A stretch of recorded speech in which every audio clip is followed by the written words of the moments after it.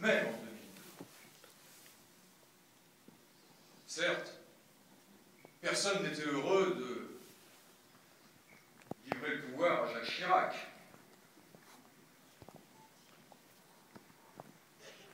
Mais la défaite au premier tour, face à ce vieux facho de Le Pen, on pouvait se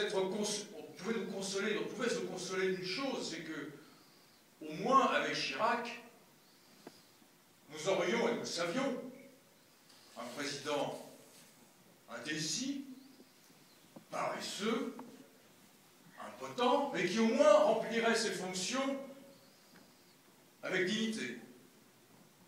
Et qui, au bout du compte, rendrait la France dans l'état où il l'avait trouvé, c'est-à-dire pas terrible, mais en un seul morceau. Et c'est là ce qu'il faut nous dire. C'est que si nous avons une responsabilité particulière en 2012, c'est que la candidature de Sarkozy, le second mandat de Sarkozy,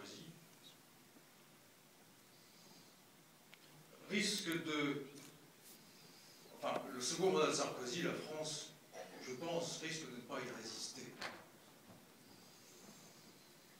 Dans son premier mandat était celui de la division, de la guerre de tous contre tous. Une guerre froide, certes, mais qui ne demande qu'à s'embraser, sous l'impression de la crise et des sacrifices qu'elle demandera demain à tous, quel que soit le président de la République. Et si une France unie, une France rassemblée, peut supporter des sacrifices, comme elle l'a montré dans son histoire, comme l'ont fait les Allemands naguère, la France exigera que ces sacrifices soient équitablement